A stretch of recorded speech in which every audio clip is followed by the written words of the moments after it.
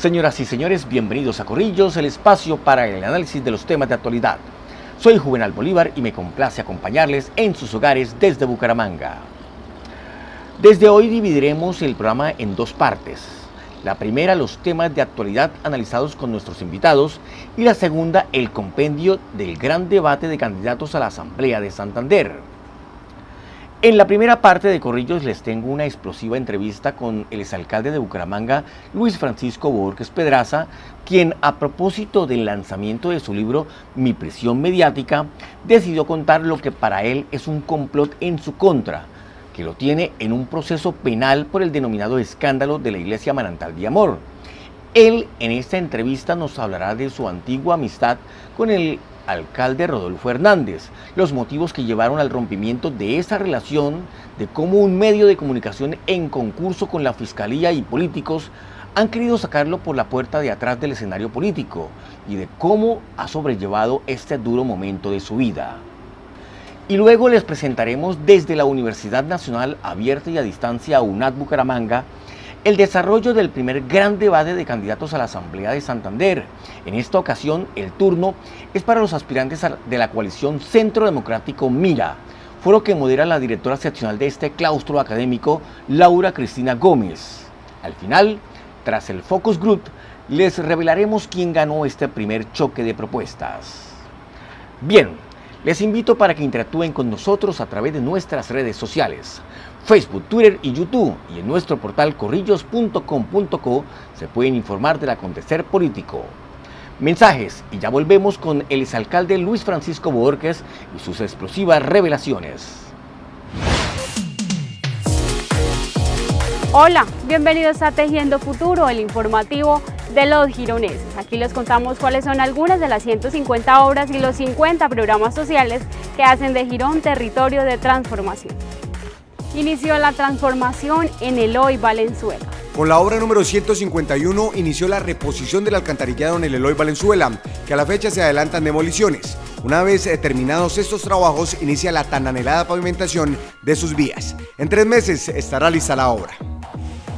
Así se vivió la jornada de salud en Quintas de San Isidro. Quintas de San Isidro recibió una nueva versión de salud en su barrio. Aquí se ofrecieron servicios gratuitos de optometría, medicina general, vacunación, control de talla y peso, entre otros. Además, en la unidad móvil veterinaria se esterilizaron a perros y gatos.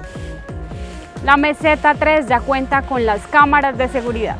Otro lugar favorecido con el servicio de cámaras de seguridad es la meseta 3, un sector donde han disminuido los índices de inseguridad. Ya van 40 de las 1000 cámaras que se colocarán en los diferentes sectores de Girón. Gracias por continuar con nosotros. Entramos en contacto con el exalcalde de Bucaramanga, Luis Francisco Bohórquez, quien, a propósito del lanzamiento de su libro Mi prisión mediática, decidió contar lo que para él es un complot en su contra, que lo tienen en un proceso penal por el escándalo Manantial de Amor. Hablaremos con él de su antigua amistad con el alcalde Rodolfo Hernández, los motivos que llevaron al rompimiento de esa relación, de cómo un medio de comunicación en concurso con la fiscalía y políticos han querido sacarlo por la puerta de atrás y cómo ha sobrellevado este duro momento de su vida. Luis Francisco Bohórquez, gracias por estar en Corrillos. 4 meses después de haber vuelto a la libertad, ¿cómo está recobrando su vida? Hola Juvenal, un gusto estar compartiendo con toda la audiencia de Corrillos este conversatorio y bueno, gracias a Dios hoy estamos disfrutando de la libertad que nunca he debido perder, libertad que frustra sueños, proyectos, realizaciones.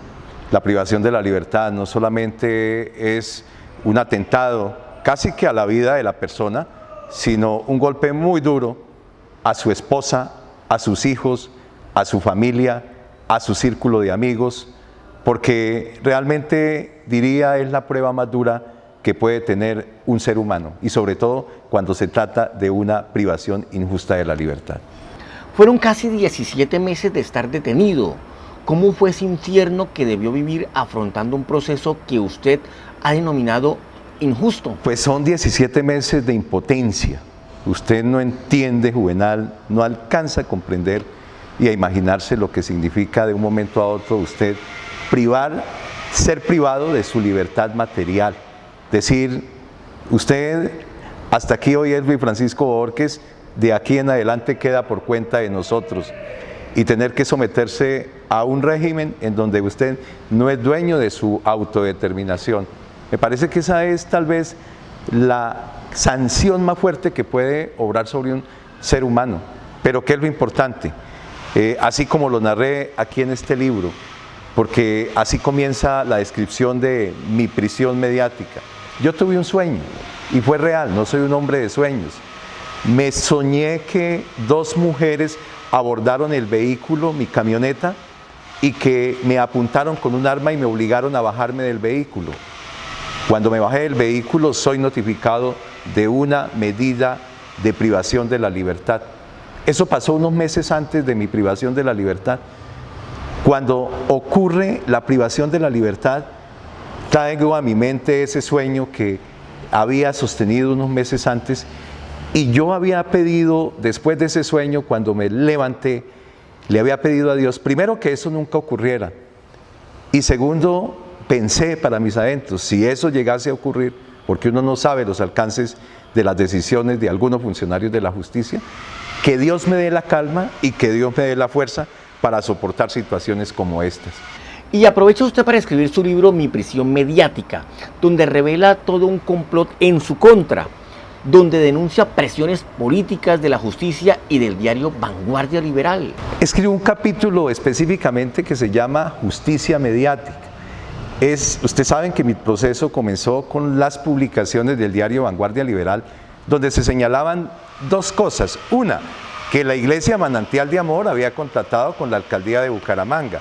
Y dos, que familia de Luis Francisco Bohórquez hacía parte de las empresas que habían contratado con la alcaldía de Bucaramanga. Pues esas dos cosas se caen probatoriamente porque son el amarillismo de un periódico, Vanguardia Liberal, y especialmente de una periodista, Diana Saray Giraldo, que hoy es su directora. Le vendió a la ciudadanía esa percepción de que se había contratado con la Iglesia Manantial de Amor y que mi familia había contratado.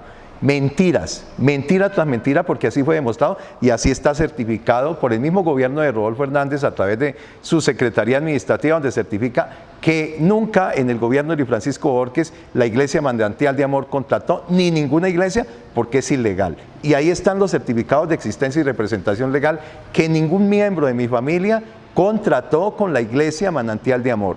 Sí hay una verdad en medio de todo eso, y es que mis hijos asisten a la Iglesia Manantial de Amor.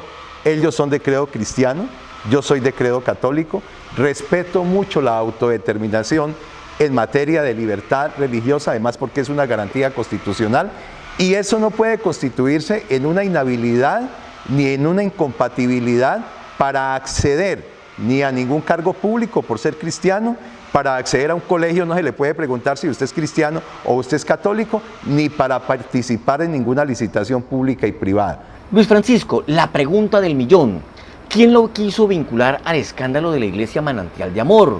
¿Quién lo quería meter como fuera, a la cárcel? No digamos que al escándalo de la Iglesia Manantial de Amor. Lamentablemente hasta una iglesia lleva el bulto porque la meten en un cuento en donde unos feligreses pues son ingenieros, contratan, licitan, eso es lo normal. Yo lo que digo es que todo se perdona en un medio político menos el éxito. El éxito del gobierno de Luis Francisco Bohórquez está demostrado en las obras, el tercer carril, el viaducto de la Novena, los intercambiadores del Mesón de los Búcaros, los intercambiadores de la 15 con Quebrada Seca, 7.300 viviendas que hoy disfrutan las familias más humildes de Bucaramanga, el embalse de Bucaramanga, el centro de convenciones que hoy está funcionando. ¿Cómo y de qué otra manera unos actores políticos pueden vencer al Partido Liberal? Porque querían el poder y lo alcanzaron con Rodolfo Hernández, si no es a través de la difamación, si no es a través del señalamiento, si no es a través del odio, y si no es buscando llevar como trofeo al anterior alcalde Luis Francisco Bohórquez en un binomio perfecto entre Vanguardia Liberal y Rodolfo Hernández para buscar judicializarlo. Por eso es que yo hablo aquí en la obra Mi prisión mediática de la judicialización de la política. ¿Qué es ese fenómeno? Un fenómeno muy peligroso, que usted para destruir al actor político, a su contrincante, lo que busca es subirlo al ring de la justicia. con sus señalamientos, con sus denuncias. Más de 60 denuncias me formuló Rodolfo Hernández. Y en ese binomio perfecto de Vanguardia y Rodolfo Hernández buscaron estigmatizar al Partido Liberal y buscaron borrar, por supuesto de un plumazo, la obra de gobierno tan importante que hicimos en la ciudad de Bucaramanga, de la que me siento satisfecho. Señor Borges, ¿ha sentido la mala voluntad de la Fiscalía y de los administradores de justicia en torno al proceso que le llevan? Yo lo que siento es que hubo una profunda improvisación, un proceso que no se ha estructurado lo suficiente, porque incluso ahí en el libro hay una confesión de algún policía judicial que nos cogió cariño después de 25 días y en medio de un receso de una audiencia y viendo las improvisaciones que tenía la Fiscalía en esas audiencias preliminares, manifestó en un receso, se lo advertimos a nuestros jefes, que este tema no tenía el contenido ni la suficiencia para poder tomar medidas de privación de la libertad, que estábamos en el mes de noviembre y que por lo menos deberíamos trabajar hasta febrero si queríamos buscar realmente unos elementos materiales que nos llevaran a demostrar que hubiese algunos indicios de sobrecostos, que era lo que querían pretender demostrar en unos procesos de alumbrado público y de podas de árboles. Ahí está el resultado de la improvisación, que todas las personas las mandaron para su casa, excepto manteniendo privado de la libertad a Luis Francisco Borges, porque se trataba de un fin político, porque era un propósito político, un querer de un medio de comunicación y un querer de algunos funcionarios, porque no generalizo yo tampoco la institución como Fiscalía, sino algunos funcionarios que lamentablemente se equivocan y que lamentablemente llevan al traste a unas situaciones de este orden, como es privar injustamente a personas que pueden atender sus procesos desde la libertad juvenil. Es que los funcionarios públicos todos salimos con investigaciones. No conozco el primer alcalde ni el primer gobernador que no tenga investigaciones en Colombia. Todos los gobernadores y exalcaldes tenemos investigaciones, pero ¿cómo las cumplimos, Juvenal? En libertad. Recordemos cuál fue esa situación que llevó a que se rompiera esa amistad con Rodolfo Hernández. Pues supe que incluso él le había organizado y financiado su boda con Glenis. No, venga, Rodolfo sí fue un gran amigo, abrí el corazón como lo abro con todos los amigos, porque soy una persona que me entrego a la amistad de una manera espontánea. Glenis sí tuvo mucho que ver porque es que ella era es la gran amiga de la cuñada de Rodolfo Hernández, incluso ella fue mi secretaria de Desarrollo Social, me acercó bastante a Rodolfo y compartimos la vida personal, compartimos momentos de familia, compartimos viajes por diferentes países del mundo, estuvo interesado en temas del gobierno, estuvo apoyándome en mi campaña a la alcaldía, pero por supuesto que yo tal vez el error que cometí fue abrir mi corazón, confiar en la gente que uno no debe confiar, pero es que resulta, Juvenal, que uno en política, y en el caso mío, el estilo de mi política realmente es ser un incondicional amigo de la gente, siempre dispuesto a servirles y siempre dispuesto a colaborar y a cooperar en lo que uno pueda hacer por una persona, por un ciudadano o por un sector social. ¿Usted le prometió en su campaña algo a Rodolfo? Por ejemplo, apoyo para la alcaldía, contratos o ayudarle en negocios como el de las basuras. No, en absoluto, Juvenal. Digamos que en la campaña o en cualquier proyecto de vida profesional o político hay personas que se acercan a usted de manera espontánea, hay personas que se acercan con intereses, que los hacen evidentes y que los manifiestan. Rodolfo no había manifestado ningún interés previo a mi elección, estaba trabajando, estaba cooperando, me parecía un hombre interesante, lo vinculé después del gobierno en las mesas de trabajo que tenía con mis secretarios, con mi equipo de gobierno, porque quería que él escuchara, que él formulara apreciación, él es un hombre inquieto, en fin. Lo que pasa es que después se destapan las cartas y sí, efectivamente, pues Rodolfo después manifiesta unos intereses muy particulares sobre algunos temas, como ese negocio de las basuras. Era un negocio que quería consolidar Rodolfo y sí me dijo, oiga Lucho, ese es un negocio que yo quisiera adelantar, yo tengo los socios, yo tengo los amigos con quien hacerlos, yo tengo los recursos. Y bueno, ese es un proyecto que comienza a caminar en mi gobierno, además porque estábamos en plena emergencia, como sigue hoy la ciudad, la necesidad de resolver ese problema de las basuras, y Rodolfo era una alternativa, una de las varias alternativas, y lo quería, Él tenía amigos por Brasil, trajo los brasileños, tenía amigos por España, trajo los españoles, hizo unos cierres de negocios con algunas firmas españolas, pero finalmente los socios se le corrieron, digamos, se le corretearon, no era la culpa de Luis Francisco Bohórquez, y fue un tema que sí trajo amargura en Rodolfo, como pudo tener amargura otros intereses que tuvo específicos frente a la administración. Señor Luis Francisco Bohórquez, ya seguimos en este diálogo con usted en Corrillos. Ustedes pueden seguir interactuando con nosotros a través de nuestras redes sociales, Facebook, Twitter y YouTube, y en nuestro portal corrillos.com.co se pueden informar del acontecer político. Mensajes y ya volvemos a Corrillos. A buen ritmo avanzan las obras de ampliación del sistema de alcantarillado en el intersector El Penitente, obra que tiene como objetivo optimizar el funcionamiento del sistema de alcantarillado, el cual era en grés y se colapsaba en época de lluvias, tubería que pasará de grés a PVC estructural, lo cual garantiza la ampliación de la captación de aguas negras, por ende el mejoramiento en el servicio de alcantarillado.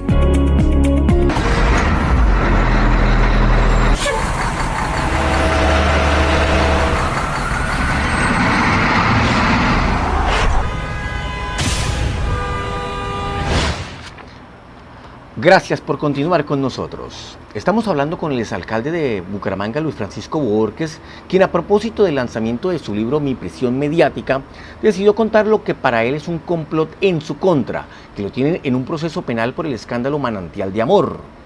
Nos revela detalles de su antigua amistad con Rodolfo Hernández, los motivos que llevaron al rompimiento de esa relación, de cómo un medio de comunicación en concurso con la Fiscalía y políticos han querido sacarlo por la puerta de atrás del escenario político y cómo ha sobrellevado este duro momento de su vida. Doctor Luis Francisco Bohórquez, usted conoce como nadie a Rodolfo Hernández. Dicen que él tiene un largo historial de volteo de tierras, de compra de concejales para cambios de usos de suelo para sus proyectos. ¿En su gobierno él le pidió favores a usted de ese tipo?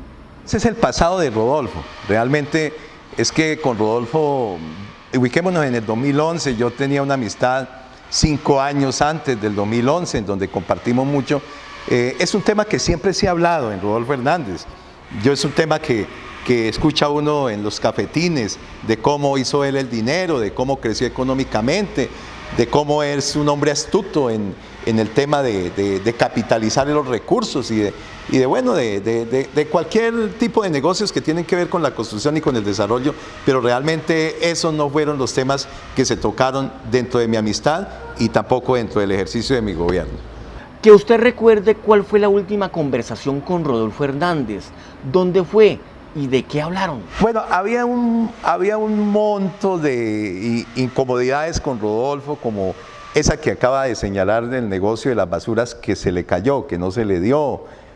Otra frustración, que el tercer carril ya lo iba a contratar la gobernación porque él tenía interés en participar en esa contratación del tercer carril, y yo le dije, Rodolfo, eso lo va a hacer, es el gobernador de Santander, además tiene que buscar unos aliados fuertes en materia de construcción de vías y en materia de construcción de puentes, porque la experiencia de su empresa es de construcción de viviendas y eso es muy exigente y muy específica la experiencia.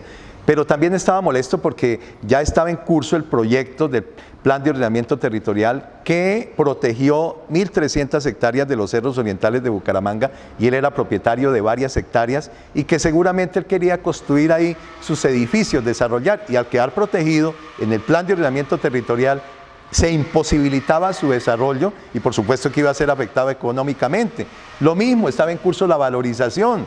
Y entonces él es propietario de muchos apartamentos y él estaba en contra de la valorización y sentía que iba a ser afectado directamente con esa decisión administrativa. Pero digamos que el llorero de Florente fue cuando me pidió una cita muy formal y yo le decía, Rodolfo, pero no necesita cita formal. Usted llega aquí, usted se le atiende, usted se le recibe, entonces no necesita cita. Dijo, no, pero necesito una cita. Bueno, se le fijó la cita, llegó allá y su manifestación es que necesitaba que el alcalde Bohórquez oficializara la candidatura de Rodolfo Hernández a la alcaldía de Bucaramanga, que reuniera a los parlamentarios y que prácticamente les direccionara su candidato Rodolfo Hernández para ser alcalde de la ciudad. Yo le dije, mire, Rodolfo, yo no puedo hacer eso, yo soy el alcalde, estoy en el 2º año de gobierno, las elecciones falta un largo tiempo, ¿Cómo voy a decirle a un amigo, láncese a una campaña, láncese una aventura 3 años antes para ser alcalde de Bucaramanga? Además, usted si entra a pedir ese apoyo de los parlamentarios, seguramente va a tener que financiar las elecciones de ellos porque van a comenzar ya el proceso electoral de ellos. Rodolfo no entendió mis argumentos, me dijo, usted, Lucho, lo que no quiere es apoyarme, hasta aquí llego, hasta luego, y ese fue el último día que conversamos con Rodolfo Hernández. Basado en su experiencia como gobernante, ¿cree que Bucaramanga en el actual cuatrenio va por buen camino? Pues tenía que pasar lo que pasó. La ciudad entró en una etapa en donde muchos seguidores felices con el señalamiento, con el odio, él llegó con una campaña anticorrupción. Normalmente, como están haciendo muchos actores políticos hoy, muchos gobernantes, los adalides de la lucha contra la corrupción, nosotros somos la salvación de la ciudad, vamos a construir otra Bucaramanga, vamos a construir la Barcelona de Latinoamérica, con la plata que se robaron los corruptos vamos a construir otra ciudad. Pues nos pasamos los 4 años en esos cantos de sirena, creyendo nosotros los falsos discursos y las falsas estrategias que están montadas a costillas de los demás.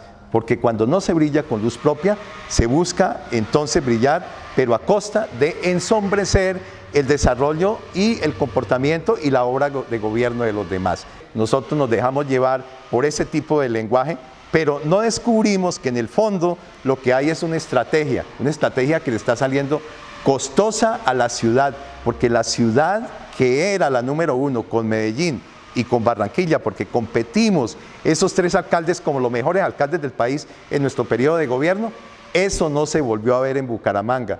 Dentro de lo revelado por Corrillos con relación a su caso, aparece el nombre de Jorge Enrique Rueda Forero, el exsecretario administrativo de su gobierno y hoy uno de los testigos en su contra.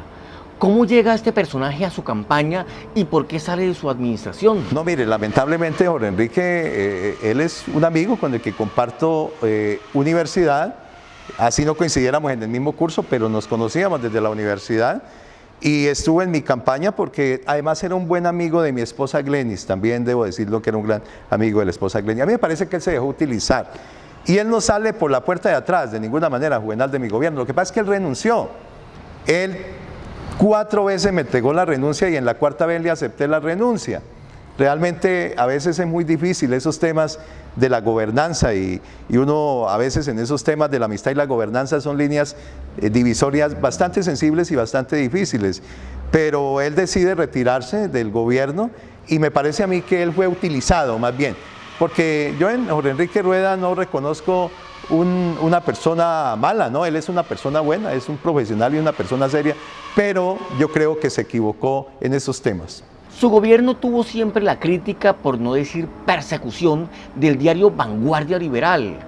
¿Hubo de parte de los dueños de ese medio alguna propuesta de negocio que usted no aceptó y por eso lo atacaron? Mire, yo lo que creo es que Vanguardia realmente, con todo el respeto por ellos, porque son unos grandes empresarios, es una empresa de un gran legado, de una trayectoria importante, pero hay intereses políticos. Allá no solamente es un tema de medio de comunicación, ellos son unos actores de ciudad supremamente importantes.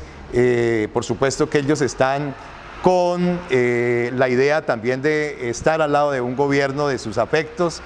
Lamentablemente Luis Francisco Borges, cuando salió elegido, estaba compitiendo con una candidata de gran altura y que reconozco en ella la gallardía de una buena santanderiana como es doña Marta Pinto de Jar. Ellos estaban, Vanguardia Liberal, con doña Marta Pinto de Jar.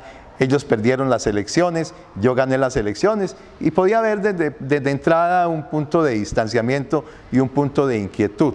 Nunca me pidieron nada, yo no puedo decir que ellos me pidieran nada, pero sí fue persistente esa crítica, ese señalamiento desde sus columnas, desde sus editoriales y curiosamente Juvenal, que después de 2 años continuaban como si yo fuera el gobernante en esa misma tónica y por supuesto que todo eso, al lado del gobierno de Rodolfo Hernández, toda esa conjugación de estrategia, pues lleva a resultados que nosotros conocemos, porque finalmente el actor político que se quiere vencer hoy, hay es que llevarlo al ring de la justicia. De no haber sido involucrado en el escándalo de Manantial de Amor, dicen, usted hoy estuviera como candidato a la gobernación. O sea, ¿le quisieron truncar a las malas su futuro político? Pues Juvenal, lamentablemente, o uno no puede decir lamentablemente, puede ser afortunadamente, los tiempos de Dios son perfectos. Yo creo que sí había unos propósitos políticos de ponerme un palo en la rueda, en un proyecto de vida y en un proyecto profesional que he llevado a través de 30 años en mi vida política, de la que me siento muy orgulloso, en la que he perdido y en la que he ganado. En la que he perdido lo he hecho también con dignidad, con la misma dignidad que cuando he ganado. Seguramente podría estar en la actividad política, propiamente dicho, como candidato, pero mire que definitivamente los seres humanos tenemos que entender que los planes perfectos en la vida de las personas, Dios los traza. ¿Cómo ve la vida hoy? ¿Tiene resentimientos? ¿Cómo reacciona su corazón con todo esto? Pues por supuesto que tener esos espacios de quietud, de reflexión, de encuentro consigo mismo, como es estar al interior de una penitenciaría, eso lo hace revisar a través de toda la historia sus acciones, sus aciertos y sus equivocaciones, porque podemos tener equivocaciones porque somos seres humanos. ¿Qué es lo más importante? Entender que hay gente que incluso estando libre está más presa que ni el mismo que está privado materialmente de la libertad. Gente llena de odio, gente llena de egoísmo, gente llena de perversidad, gente presa por todas esas ideas malas, dañinas, tendenciosas, odiosas, perseguidoras. Esa prisión es mucho más fuerte y de esa prisión es mucho más difícil salir. La material, la que yo tuve, finalmente tenía la seguridad que la iba a recuperar. Primero porque soy un hombre inocente y segundo porque nunca me faltó el respaldo de Dios en mi vida, en mi prueba y en todas mis acciones. Señor Luis Francisco Borges, gracias por estar en Corrillos. Ustedes pueden seguir interactuando con nosotros a través de nuestras redes sociales, Facebook, Twitter y YouTube, y en nuestro portal corrillos.com.co se pueden informar del acontecer político. Mensajes, y ya volvemos a Corrillos con el desarrollo del primer gran debate de candidatos a la Asamblea de Santander. En esta ocasión, el choque de propuestas en el Centro Democrático Mira. A usted se le atraviesa un taxista y lo hace frenar en seco, y lo que ve el taxista cuando se atraviesa por el espejo retrovisor es a usted atrás ahí en su carro.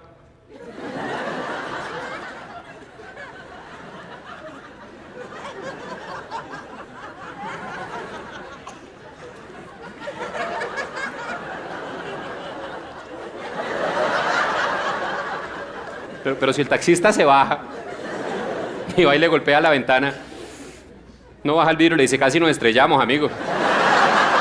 Soy una hueva para manejar, es mi culpa. No, disculpen en todo caso.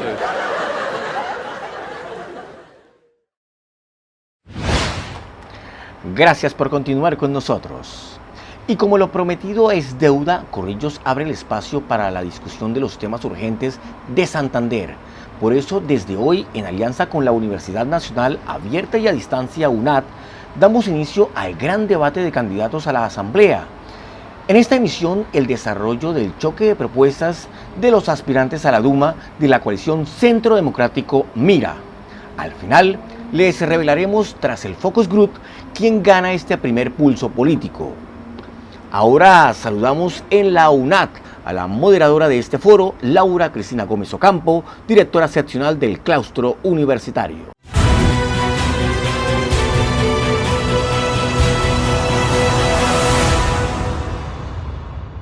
Desde la UNAD le damos la bienvenida a 3 candidatos a la Asamblea Departamental pertenecientes a la lista del Centro Democrático, doctor Mario Antonio Cárdenas, doctor Sergio Santiesteban, doctor Julián Uribe.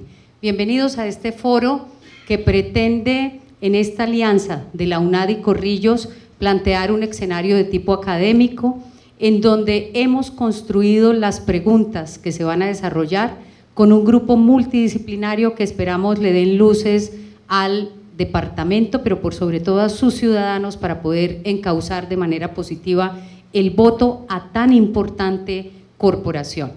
La UNAD ha aceptado este reto de desarrollar este foro académico en el entendido que hace unos días establecimos el lanzamiento del Observatorio de Desarrollo Regional, que pretende acercar a la academia precisamente al tema de vivencia real de lo que sucede en nuestros territorios. Y además, en consonancia con la presencia de un programa de pregrado, como es el de Ciencias Políticas, y un programa de especialización que es el de Gestión Pública, perteneciente a la Escuela de Ciencias Jurídicas y Políticas. De manera que a todos bienvenidos, presentes también en el auditorio el Focus Group, que va a ser el encargado de evaluar sus respuestas, y la metodología va a ser la siguiente, que esperamos entonces sea de plena observancia de ustedes. Vamos a entregarles 1 minuto y 15 segundos a efectos de que ustedes den respuesta a las preguntas. Va a haber una numeración del 1 al 14, ustedes me van a responder 5 preguntas cada uno, van a escoger cada uno el número, yo lo tengo identificado en este cuestionario y esperamos entonces que lo respondan de manera corta, usando el tiempo debido. De manera que bienvenidos, y vamos a darle la oportunidad a los ciudadanos de Santander que conozcan de qué se trata el papel que se desarrolla en la Asamblea del Departamento y que ustedes quieren apostarle a construir región desde esta corporación. Entonces, el orden que hemos escogido es por tema alfabético, y vamos a iniciar la primera pregunta con el doctor y padre Mario Antonio Cárdenas. Padre, por favor, me da un número. 7. Si su candidato a la gobernación es elegido y se entera que está incurriendo en actos de corrupción, ¿cuál es su conducta? ¿A qué se compromete usted con los santanderianos? Primero me comprometo a exigir el marco de la ley, es decir, la denuncia ante la Contraloría, que es el ente pertinaz en torno a si está cometiendo un acto de corrupción.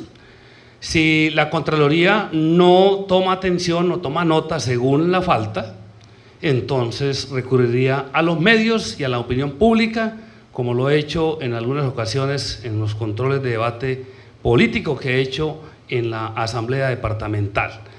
Y eso me lleva a configurar que la Contraloría tiene que no ser un ente paquidérmico, ni que el Contralor sea de la misma línea del gobernador. Tendríamos que mirar ese tema a profundidad en las próximas elecciones y cómo se iría a elegir ese Contralor.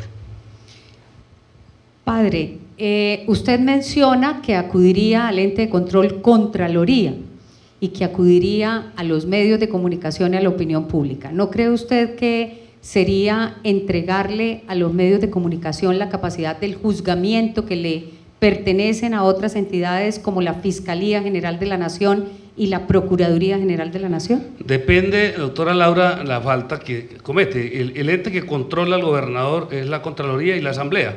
Entonces, ese es el espacio que sigue, depende del delito de corrupción. Como a veces no funciona la Contraloría, pues entonces, ¿qué me ha tocado hacer? Pues salir a los medios, o en su defecto la Contraloría Nacional, que eso es lo que debemos mirar a futuro, que estos entes deben ser dinámicos y que no sean de la misma línea del gobernador. Eso es la experiencia que yo he vivido y eso me lleva a que no se quede en aumento la papelorum progressio, o sea, papeles y papeles y nada de decisiones que lleven a que los hallazgos fiscales sean verdaderamente castigados con la ley. Gracias, padre Mario. Seguimos con el doctor Sergio Santiesteban. Un número, por favor. 5. Algunos países y ciudades en el mundo han encontrado una solución efectiva a los problemas de desempleo y pobreza en el emprendimiento digital. ¿Cómo complementaría usted esta propuesta? Si bien es cierto, la globalización es la que nosotros tenemos que apropiarnos de ella, ¿no? Entonces, mediante la innovación y la comunicación serían las herramientas fundamentales para vender lo nuestro, trabajando con emprendedores de la mano de la academia y de las necesidades muy puntuales de nuestro Santander. Me explico. Nosotros aquí en Santander ya tenemos ciertos campos de acción en laboral, necesitamos formar más campos de acción en laboral para que haya más empleo y así podemos incursionarlo vendiendo nuestra idea por medio de la innovación, emprendimiento y la comunicación de las TIC. Gracias. Gracias, doctor Santiesteban. Doctor Julián Uribe, un número, por favor. 14. La pregunta 14 dice, ¿se compromete a incluir en el Plan de Desarrollo de Santander el tema de lucha contra la corrupción? ¿Cómo lo hará? Teniendo en cuenta que el Contralor Departamental es elegido por la Asamblea, que de alguna manera lo convierte también en un Contralor de bolsillo cuando es amigo del gobernante, siendo el principal fiscalizador de los recursos del departamento. ¿Cuál es su compromiso? Bueno, es fundamental que nosotros los diputados ejerzamos un control político y fiscal. Aquí en el tema de las contralorías tenemos que exigir y tenemos que darle la confianza a una persona idónea, a una persona que vaya a trabajar en pro del departamento, a una persona que dentro de su plan de mejoramiento, dentro de su cronograma de trabajo, esté el manejo de las arcas fiscales del departamento. Vamos a empezar por el doctor Santi Esteban a la pregunta número 2. Escoja un número, por favor. 3. La pregunta dice así: ¿cuál es su propuesta para sacar de la crisis financiera a la red de hospitales públicos de Santander, siendo la gobernación uno de sus principales deudores? Mi innovación en este tema sería involucrar a más personas para que participen del régimen contributivo. Obviamente habría que llamar, por decir algo, a los pequeños microempresarios para que se legalicen. La legalidad les viene a traer más garantías a ellos, inclusive con préstamos flexibles, ya que ellos pagan altas cifras de impuestos. También haciendo una veeduría real de las IPS, de las EPS, porque realmente es tanto trámite y el dinero, el presupuesto que hay para ello se está perdiendo debido a la falta de atención oportuna. Gracias. Doctor Sergio, desde el año 2015 tal vez se registra en todos los medios de comunicación la crisis del Hospital Universitario Ramón González Valencia. La pregunta está entonces encauzada a saber que la crisis financiera que se enfrenta, ¿cuál sería su actitud o su acción como diputado del departamento para poder encauzar el salvamento financiero del Hospital Universitario? Buscar un mecanismo para saldar la deuda, y en este mecanismo tendríamos todos que aportar. ¿De qué manera iríamos a aportar? Hoy en día hay un alto número de personas que están esperando la pensión, no se han podido pensionar. Sería buscar la manera de aportar unos recursos que ya el régimen contributivo ya lo ha dado para que se venga a pagar esta falencia, esta necesidad que hay en el hospital y por ende prestar un mejor servicio.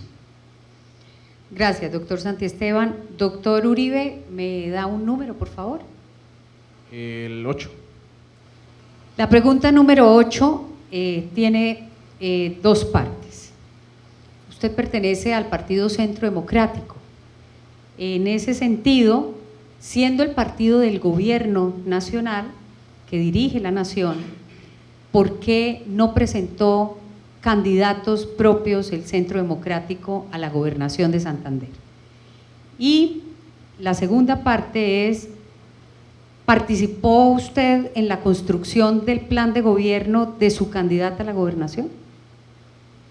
Bueno, si bien tenemos una línea de gobierno que es del partido de gobierno, que es uno de los protagonistas hoy en día de la política nacional, teníamos inicialmente un candidato, ¿cierto? Hubo un trasegar político ahí y se le dio la confianza a una candidata que hoy está haciendo las cosas bien, que hoy está ejerciendo los diferentes programas, que hoy está recorriendo el departamento y está abarcando unas mesas de diálogo en cada provincia. No obstante, el equipo que estamos conformando, desde ediles, concejales, diputados, se ha generado esa confianza y se le ha brindado ese trabajo para que la persona encargada, que es ahorita la candidata, pueda trabajar en pro del partido, pueda trabajar de los pilares que han sido fundamentales para la base del partido y entonces es ella la que abarca pues ahorita el protagonismo en el tema de gobernación. Padre Mario, entrégueme un número, por favor. Número 13. ¿Cuál es la garantía que usted considera le ofrece el ser perteneciente al partido del gobierno para poder gestionar recursos para el desarrollo del departamento de Santander? En el entendido que nada más ayer vimos en la Comisión Sexta del Senado de la República que para el periodo 2020 en el presupuesto nacional se disminuyó, para anotar uno de los casos, el 55% del presupuesto destinado al mantenimiento de las vías nacionales y terciarias, que es un tema crucial para el desarrollo de nuestra región. Doctora Laura, mire, yo soy convencido de las APPs, alianzas público-privadas. ¿Por qué? Porque es que si no, mire, en el Perú se demoran haciendo una estructuración de una alianza público-privada 6 meses y aquí 3 años. O sea, se muere el inversionista y le toca hacer el velorio al que viene detrás, porque no hay agilidad en el gobierno, es paquidérmico. Se lo dije a la directora del DNP, este departamento necesita inversión extranjera. Ahora le pongo otro escenario, el escenario es cuando venga la recuperación de Venezuela, serán 20 años. Si nosotros no fomentamos las alianzas público-privadas en la área metropolitana, nos vamos a quedar mirando las tractomulas que vengan de Medellín o que vengan del Valle o que vengan de Bogotá. Aquí tiene que haber un centro logístico de bienes y servicios para recuperación de Venezuela, generando empleo, el primer empleo, dando unos beneficios a los inversionistas en cosas claras. Pero si no hacemos una reestructuración de esas APPs, no vamos a hacer absolutamente nada. Y sobre todo porque, pues lógico, uno sabe que la vigencia futura, si Duque tendrá vigencias futuras, mejor dicho, que va endeudado el país, con todo este nido de corrupción, mire lo de Reficar, 8.000 millones de dólares y todos los sobrecostos, más el tema de Odebrecht, más el tema de las multinacionales que llegan aquí con una situación difícil. A mí me parece importante que una oportunidad para Santander, siendo aquí donde se puede desarrollar no solamente el sector agropecuario, sino bienes y servicios en torno a la tecnología y con toda esta capacidad de emprendimiento que es de los jóvenes hoy en día, pues podremos nosotros ofrecer a futuro que las APPs, y eso le pediría yo al presidente Duque y al Congreso, que hagan un poco de arandelas que tienen esas APPs que no han sido funcionales. Y fíjese el tema de concesión, yo por eso digo que aquí en Santander no hay vías de 4G sino de 3D, 3 días para llegar a Barranca, 3 días para llegar a San Alberto, 3 días para llegar a Málaga. Padre. Pasamos a la tercera sesión de preguntas y va a encabezar la elección del número de la pregunta el doctor Julián Uribe Solán. Número 10.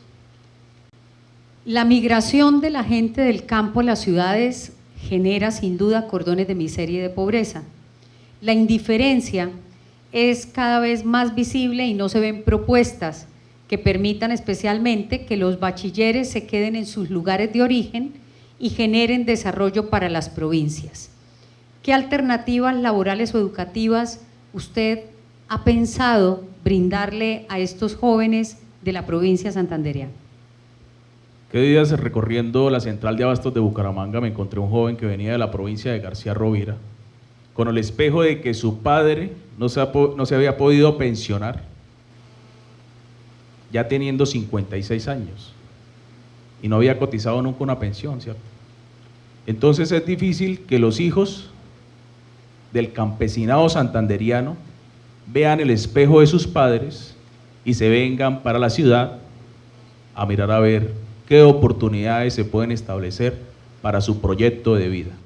Entonces yo creo que es importante abrirle las puertas laborales, abrirle las puertas en el tema de educación a los diferentes jóvenes que llegan de las diferentes provincias, para que todas estas personas, hijos de los campesinos, para que todas estas personas, hijos de la agricultura, tengan más o menos un proyecto de vida claro. Es fundamental que el mismo campesinado tenga una formación financiera, ¿cierto? Porque aquí se crea empresa, pero los campesinos no saben ejercer un tema financiero. Entonces, hay que arropar, hay que brindarle las oportunidades a la gente que llega de provincia.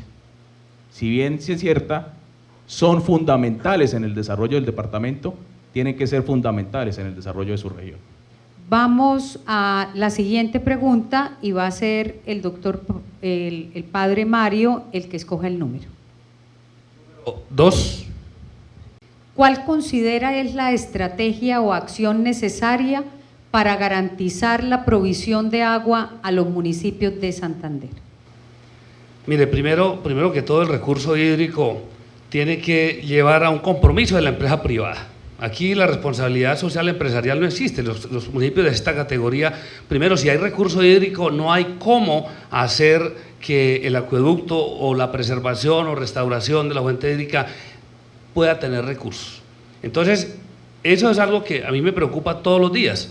La potabilización, es decir, el 60-70% de los municipios no tiene agua potable, pero sí el recurso hídrico. ¿Qué hacer para generarlo? Ahora uno tiene que mirar, uno se pone a averiguar cuánto gasta Cemex o Argos o Bavaria o Coca-Cola en compensaciones ambientales. Nada. Y cumplen la norma de la CMB o de la CAS, pero no hay un verdadero compromiso de invertir verdaderamente en la potabilización del agua, no solamente en lo urbano, en lo rural. Es decir, la población hoy campesina, vamos a ver los números grandes de cáncer gástrico que hay en García Rovira, muchos dicen que es por el caliche del agua, habría que mirarlo, pero eso es para el saneamiento básico, además de hacer alianzas y convenios con el gobierno nacional, el plan de desarrollo, poder también mirar que el compromiso de la clase empresarial, que lo veo muy opaco. Padre Mario, hay dos experiencias nefastas para el departamento de Santander, una es la construcción del acueducto en el municipio de Vélez y otro la construcción del acueducto del municipio de Los Santos, sucedido hace poco. Frente a esos actos de corrupción, pero también frente a los esquemas de privatización que están rondando todas las pretensiones para garantizar la prestación del servicio de agua potable y saneamiento básico, a partir también de las creaciones de empresas AAA, ¿cuál es su postura? Mire, la postura respecto a la represa de Vélez, yo hice denuncia y lo hicimos en una sesión descentralizada en Vélez. Ante este colapso se denunció a la ESAN y las administraciones que tuvieron participación. Primero porque quedó mal formulada la ESAN, eso fue creada como una empresa de garaje y agarraron un poco de recursos que no debieron ser socializados. Segundo, el tema de Los Santos se hizo sin estudios. ¿Cómo es posible que lo eléctrico lo utilicen para hacer una trocha para bajar allá un movimiento de tierra? Eso nosotros lo denunciamos en la asamblea y yo no estuve de acuerdo con el adicional que se le hizo a ese acueducto que está siniestrado, mala captación, con unas aguas pésimas y las bombas que compraron no sirven ni para cargar el agua del Chicamocha. Doctor Sergio Santesteban, un número por favor. 12. Aludiendo al acontecer que se da en la Comisión Sexta del Senado de la República en el día de ayer y teniendo en cuenta que el clamor que ustedes seguramente han escuchado del territorio santandereano y de sus habitantes es poder mejorar las vías terciarias, en el entendido que las veredas tienen el derecho a estar bien conectadas con las cabeceras municipales, ¿cuál será su pretensión? La que evidenciará en el plan de gobierno de su gobernadora y a lo que usted se compromete con la provincia santandereana. ¿Va a dejarlo usted expuesto en el presupuesto y en el plan de desarrollo?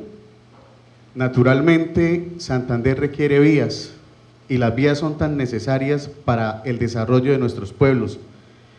En nuestros pueblos no solamente se requiere realizar más vías, sino tenemos que bajar en lo que tenemos, en lo actual. Tenemos que hacerle un mantenimiento preventivo y correctivo, donde se limpian las bocatomas, donde se deje un presupuesto para dichos mantenimientos.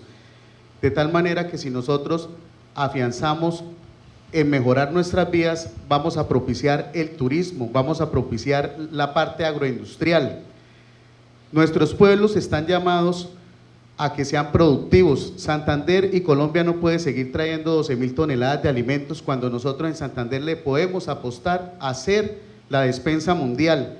Tenemos que traer soluciones reales. ¿Y cómo las traemos? Desde el mismo campo.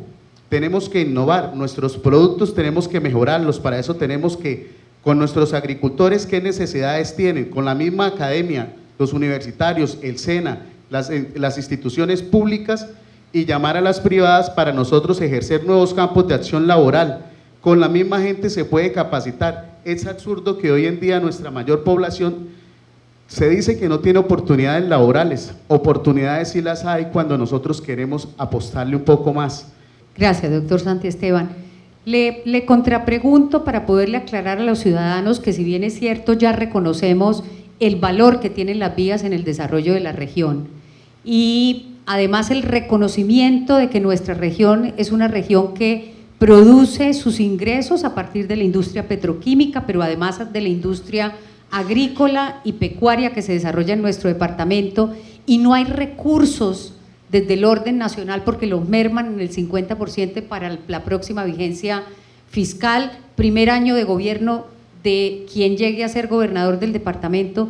¿Cuál es su acción? ¿Cuál es su aporte? ¿Cómo lo va a lograr? Usted nos dice que su reconocimiento es total a la importancia del campo, pero ¿cómo va a garantizar entre la realidad financiera de la nación y la realidad financiera del departamento que vamos a lograr eso que estamos requiriendo? Yo considero que si nosotros hacemos las cosas con austeridad, nos pueden inyectar y nos pueden duplicar el monto, pero si nosotros hacemos un trabajo a conciencia muy pertinente, con honestidad, transparencia, los dineros pueden alcanzar para hacer el mantenimiento de nuestras vías. Mucho dinero se pierde por el clientelismo. Yo, Sergio Santiesteban, propondría que se saque una ley del diezmo. Aquellas personas que formulen proyectos para mejorar, por ejemplo, las vías en determinados municipios, simplemente si nosotros sacamos esa ley del diezmo en la cual la persona que formula el proyecto, a él se le daría el 10% de la utilidad. Nos vamos a la última sesión de preguntas, la sesión 4. Quedan libres la pregunta número 1, la número 4, la número 6 y la número 11. De manera que empezamos, padre Mario, a la escogencia de su número. Número 1. ¿Daría voto favorable o haría ponencia a la eliminación o creación de secretarías o institutos descentralizados en la estructura administrativa de la Gobernación de Santander? ¿Por qué? En este momento, con la crisis que tiene el departamento y el país, no. Es decir, ya se aprobó la Secretaría de la Mujer, que me parece a mí extraordinario, pero hay que buscarle platica. Entonces, si no hay plata, eso es lo mismo, sería un saludo a la bandera. De manera que tendríamos que ser muy cuidadosos en mirar qué tipo de formulación y de propuesta y en qué costo-beneficio iría a tener el departamento con esa creación de una u otro ente descentralizado u otra secretaría. Quiero complementar el tema de las vías. Mire, hay que apostarle a las nuevas tecnologías. Mientras en unos 200, 300 metros de placahuella se utilizan 1.000 millones, 2.000 millones, apliquemos polímeros, hagamos la responsabilidad de Ecopetrol. Es desastroso. Ecopetrol es que lleva un control político, queridos periodistas, y a Isagen, hay que ponerlo en cintura. Es una empresa llena de corrupción, y revisar los contratos de concesión que tiene con la occidental. Las vías secundarias y terciarias dependerían en gran escala con un convenio que hiciera con Ecopetrol en torno a que devuelvan, por ejemplo, 100 años de Cira Infantas, y qué cosa tan tremenda llegar allá al corregimiento del centro. Pero yo estaría, esa era mi respuesta. Es decir, padre Mario, usted no crearía institución alguna, pero eliminaría alguna de las existentes en el esquema administrativo del gobierno departamental, instituto descentralizado o una secretaría incluso. Mire, yo ¿sabe qué haría en Santander? Inder Santander lo convertiría en la Secretaría del Deporte. Es un nido de corrupción, eso allí es un clientelismo, eso es una vagabundería lo que hay allá. Y el deporte social, que no llega a muchos corregimientos del departamento, eso hay que darle un revolcón a esa secretaría. Cultura y turismo, mira, eso se quedó fue para patrocinar fiestas y ferias. Eso que lo pague Bavaria y lo pague Aguardiente Antioqueño. Pero aquí tiene que haber una política pública del turismo y una política pública de la cultura. Los jóvenes se lo están narcotizando con esta vendedera de mugrero que hay en los parques y en los sitios públicos, el cual yo presenté una ordenanza que tiene que ser ya firmada por el señor gobernador, pero yo haría esa reestructuración en torno a una política pública del deporte. Doctor Santiesteban, su número, por favor. Creo que está libre el 11. La pregunta número 11, doctor Santiesteban, dice: ¿cree usted que la infraestructura hotelera y de servicios que existe en el departamento, al igual que las obras que nos han querido titular como destino turístico en el país, efectivamente nos titulan como un destino turístico? Creo que tenemos que en el turismo, en el marco del turismo, la cadena hotelera que tenemos es pertinente, pero nos hace falta vender lo nuestro. Nosotros tenemos una gran riqueza de nuestra misma gente, de nuestra cultura, nuestra variedad en pisos térmicos nos hace muy llamativos y muy atractivos, pero desafortunadamente se está trabajando mancomunadamente con los turistas, la cadena hotelera y con estos sitios que nosotros tenemos. Ayer en Piedecuesta, una pareja que vino de otro país no sabía, estaban perdidos porque los iban a llevar a la Mesa de los Santos y fácilmente los dejó el taxista o la persona que les estaba haciendo la carrera, los dejó en Piedecuesta. No hay un sitio de información, o sea, nosotros no estamos vendiendo lo nuestro, nosotros tenemos es que articularnos para poder vender lo nuestro. Todos estos lugares que tenemos aquí tan exóticos y maravillosos, dentro de proyectos productivos sostenibles, que se cuide el ambiente, tenemos que vender lo nuestro. Entonces la cadena hotelera sí es puntual, sí es pertinente, pero las ciudades de Santander no pueden seguir siendo ciudad de paso, tenemos que trabajar más en esto. Gracias. Doctor Uribe, la última pregunta y con esta usted cierra el foro. Una de las funciones de la Asamblea es hacer control político a las acciones del gobierno departamental. ¿Qué opina sobre cómo asumió el tema del PAE la Duma departamental?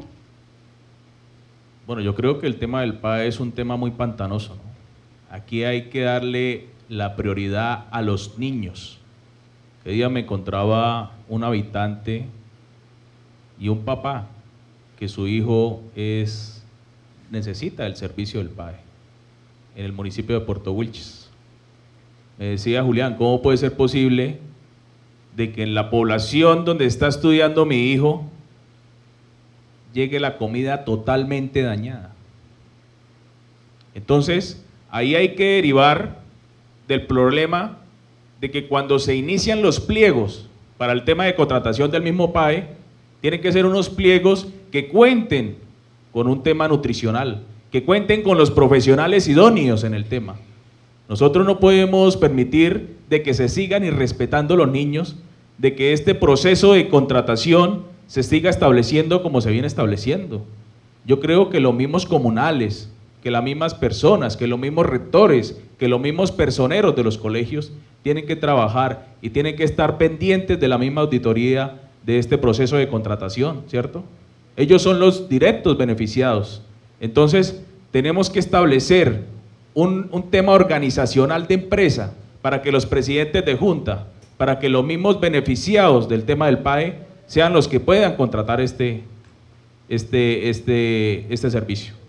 Muchas gracias, doctor Uribe. Bien, con sus intervenciones ya le damos final a este foro y volvemos entonces a agradecer a ustedes su presencia, pero queremos también agradecer a todos los que nos van a contactar en la emisión presente y que se interesaron por este tema para el desarrollo regional. Muchas gracias. Gracias, doctora Laura Cristina. Excelente debate. Ahora vamos a conocer la evaluación del Focus Group, promediando las calificaciones de 1 a 5 definidas por Miller Arévalo, César Álvarez, Marta Guarín, Reinaldo Pérez, Freddy Garzón, Julián Mancilla, Yelitza Contreras, Jorge Helves, Ramón Amaya, Carmen Elisa Balaguera y Orlando González. La calificación arrojó los siguientes resultados. Con 3,5, primero Mario Antonio Cárdenas, con 2,8 rajado Julián Uribe Solano, segundo, y con 2,7 rajado Sergio Santiesteban, tercero. La próxima semana el gran debate de candidatos a la Asamblea por el partido Alianza Verde. Gracias por interactuar con nosotros a través de nuestras redes sociales, Facebook, Twitter y YouTube. Recuerden que en nuestro portal corrillos.com.co se pueden informar del acontecer político. Soy Juvenal Bolívar y los espero en el espacio que analiza los temas de actualidad. Corrillos. Chao, chao.